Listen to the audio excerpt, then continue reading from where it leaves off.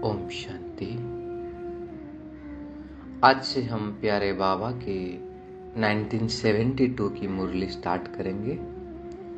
तो 72 का पहला मुरली है 21 जनवरी 72 की, जिसका टाइटल है निरंतर योगी बनने की सहज विधि। हम सबका जो प्राइमरी एम रहता है क्या कि निरंतर योगी बने। तो इस मुरली में बाबा ने इसे बहुत सारे विधियां बताए हैं। तो इसका फास्ट पार्ट आज हम चिंतन करेंगे। और इस फास्ट पार्ट ने बाबा ने 3 विधियां बताई हैं, बहुत सुंदर और powerful Vidhi. First one is practice practice and practice, जिसमें बाबा बार बार कैसे अशरीरी बनने का, ड्रिल करने का, प्रैक्टिस करने के लिए कहे हैं। और दूसरा विधि है कि जो भी हम मनन करते हैं अंतर्मुखी बनकर, पॉइंट स्वरूप बनकर उस पॉइंट स्वरूप में स्थित हो जाना।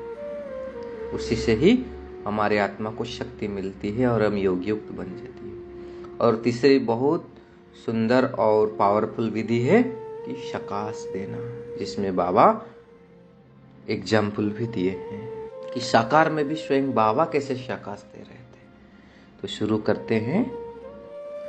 तो बाबा कहे जैसे 1 सेकेंड में स्विच ऑन और ऑफ किया जाता है, एक ही सेकेंड में शरीर का आधार लिया और फिर 1 सेकेंड में शरीर से परे अशरीर स्थिति में स्थित हो सकते हो।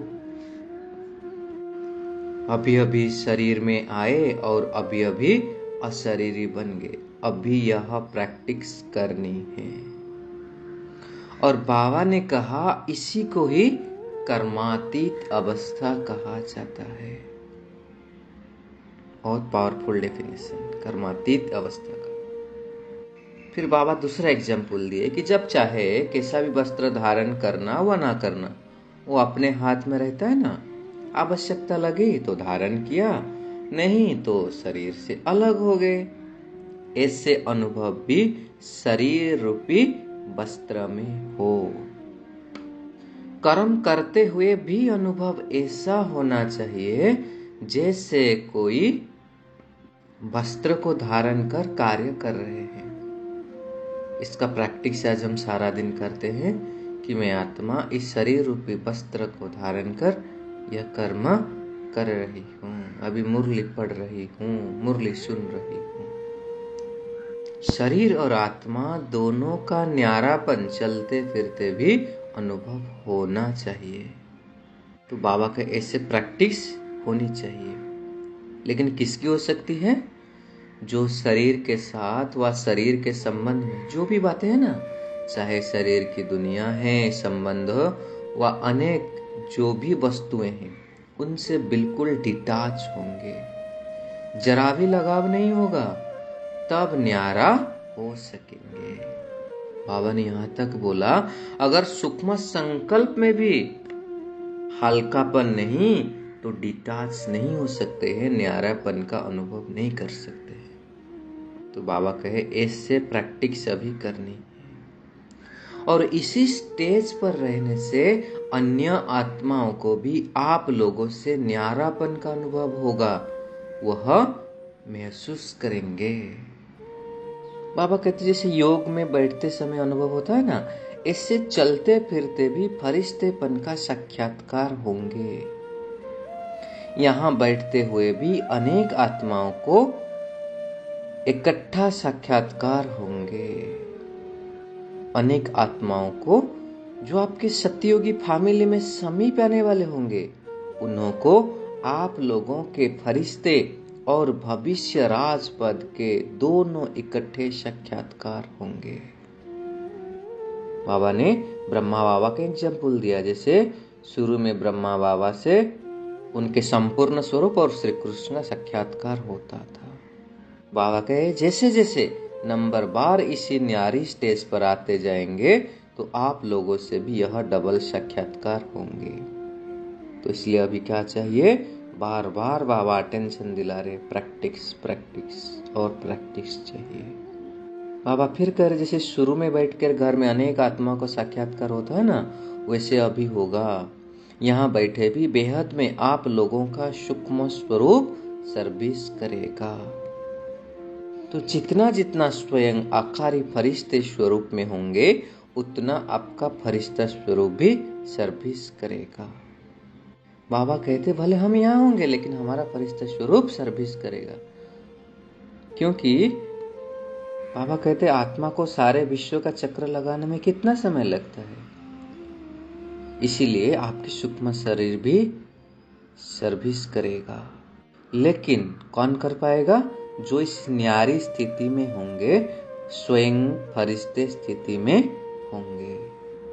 फिर बाबा ने अंत समय का बारे में कह रहे हैं कि जब लास्ट में क्या होगा, हंगामा जब होगा ना, तो साकार शरीर द्वारा तो कुछ कर ही नहीं सकेंगे और प्रभाव इसी सर्विस से पड़ेगा।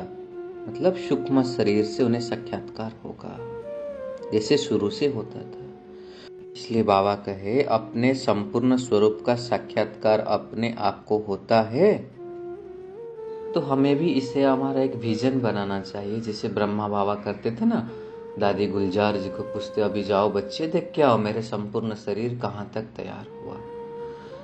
तो हमें भी इसे अपना प्लान ऑफ एक्शन बना करके इसके लिए पुरुषार्थ कर सकते हैं कि मेरा फरिश्ता स्वरूप, संपूर्ण फरिश्ता स्वरूप कहाँ तक तैयार हुआ, और हम क्या पैरामीटर ऐसे सेट करेंगे कि हम स्वयं अनुभव कर सकेंगे। Will take it as a homework. तो बाबा कहे अभी शक्तियों को पुकारना शुरू हो गया, अभी परमात्मा को कम पुकारते हैं, शक्तियों की पुकार तेज रफ्तार से चालू हो गई। इसीलिए ऐसी प्रैक्टिस अभी बीच बीच में करनी है, और आदत पड़ जाए तो फिर बहुत आनंद फील होगा। 1 सेकंड में आत्मा शरीर से न्यारी हो जाएगी।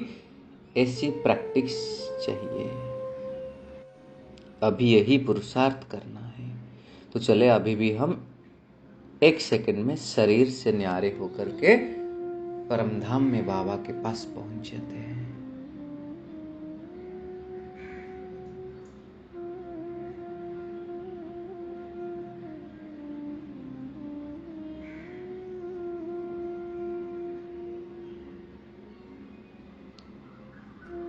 ओम शांति। अभी पुनः शरीर में आ जाते हैं। फिर बाबा नेक्स्ट पॉइंट कहते हैं कि वर्तमान समय बच्चों की पुरुषार्थ की 3 स्टेजेस है।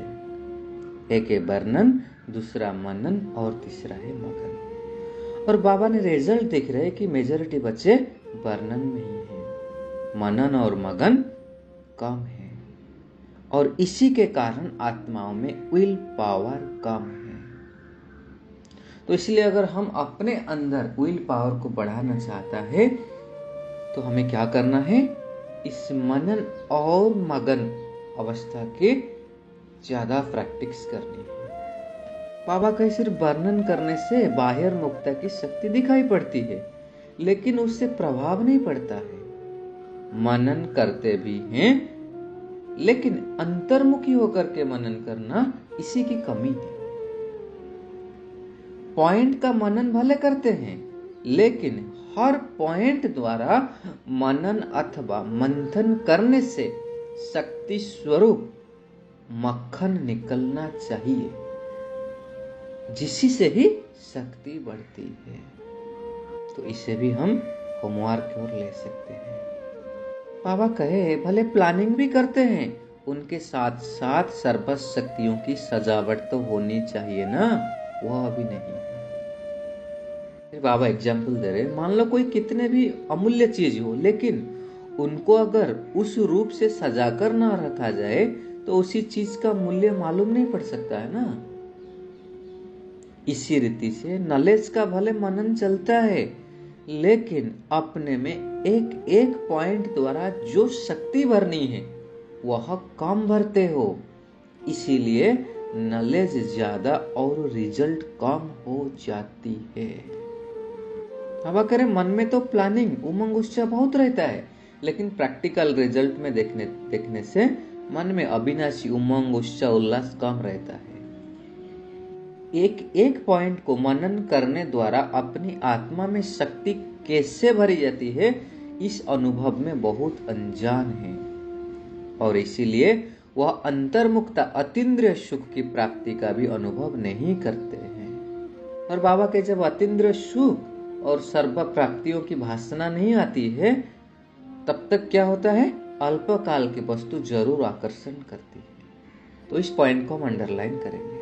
अगर हमारी मन बुद्धि भी कहाँ बाहर की ओर आकर्षित होती है, चाहे कहाँ भी कोई स्थूल वस्तु हो, व्यक्ति हो, इसका कारण हमारे अंदर उस मनन शक्ति से वो अतीन्द्रिय सुख को अनुभव करने का कमी है। इसीलिए बाबा के वर्तमान समय मनन शक्ति से आत्माओं में सर्व शक्तियां भरने की आवश्यकता है, तब जाकर मगन अवस्था रहेगी और फिर विघ्न टल सकता है। फिर बाबा का विघ्न क्यों आती है, जब रूहानियत की तरफ फोर्स कम हो जाता है। फिर बाबा कहे वर्तमान समय शिवरात्रि के सर्विस के पहले स्वयं में शक्ति भरने का फोर्स चाहिए। बहुत इंपॉर्टेंट पॉइंट है। भले योग के प्रोग्राम रखते हैं, लेकिन योग द्वारा जो शक्तियों का अनुभव करना और कराना, अब ऐसे क्लासेस की आवश्यकता है। तो आप सोच रहे कौन कराएगा ऐसे क्लासेस? तो हम ही तो निमित्त है ना कहाँ। तो हमें इस अनुभवी मूर्त बन करके दूसरों को भी अनुभव कराना है। इसलिए बाबा कहे प्रैक्टिकल अपने बल के आधार से औरों को बल देना है। सिर्फ बाहर की सर्विस के प्लान नहीं सोचते हैं, लेकिन पूरी ही नजर चाहिए सभी तरफ। जो निमित्त बने हुए हैं उन्हों को यह ख्यालत चलनी चाहिए कि हमारी इस तरफ की फुलवारी किस बात में कमजोर है। कहाँ न कहाँ कोई ना कोई फुलवारी की तो निमित्त है, कम से कम हम जहाँ रहते वहां के तो निमित्त है। तो ये हमारा जिम्मेवारी है। किसी भी रीति से अपने फुलवारियों की कमजोरी पर कड़ी दृष्टि रखनी चाहिए, समय देकर भी कमजोरियों को खत्म करना है। तो ये हमारी जिम्मेवारी है। बाबा करे शक्तियों के प्रभाव की कमी के कारण चलते फिरते सभी बातों में ढीलापन आ जाता है। इसीलिए तो विनाश की तैयारियां भी फोर्स में होते फिर ढीला हो जाता है। जब स्थापना में फोर्स नहीं तो विनाश में फिर फोर्स कैसे भर सकता है। फिर बाबा शुरू का एग्जाम्पल देते कि शुरू में कितना शक्तिपन का नशा था, अपने ऊपर कितनी कड़ी नजर थी, विघ्न क्या है, माया क्या है, कितना कड़ा नशा था। अभी अपने ऊपर कड़ी नजर नहीं है। इसीलिए अपने कर्मों की गति के ऊपर अटेंशन चाहिए। वाकई कोई ना कोई कारण नंबर ऊपर नीचे होता है, लेकिन फोर्स भरने का हमारा कर्तव्य होना चाहिए। फिर बाबा बहुत सुंदर इंपॉर्टेंट बात कह रहे हैं कि जैसे साकार रूप को देखा ना, कोई भी ऐसी लहर का समय जब आता था तो रात दिन साकाश देने की विशेष सर्विस, विशेष प्लान चलते थे। निर्बल आत्माओं को बल भरने का विशेष अटेंशन रहता था, जिससे अनेक आत्माओं को भी अनुभव होता था। रात रात को भी समय निकाल आत्माओं को साकाश भरने की सर्विस चलती थी। तो अभी विशेष साकाश देने की सर्विस करनी है। तो हमें भी चेक करें कि हम ऐसे साकाश देने की सर्विस कितना करते हैं। लाइट हाउस माइट हाउस बनकर यह सर्विस खास करनी है, जो चारों ओर लाइट माइट का प्रभाव फैल जाए। अभी इसकी आवश्यकता है। फिर बाबा ने बहुत अच्छा पॉइंट बोले लास्ट में कि जैसे कोई साहूकार होता है ना, तो अपने नजदीक संबंधियों को मदद देकर ऊंचा उठा लेता है।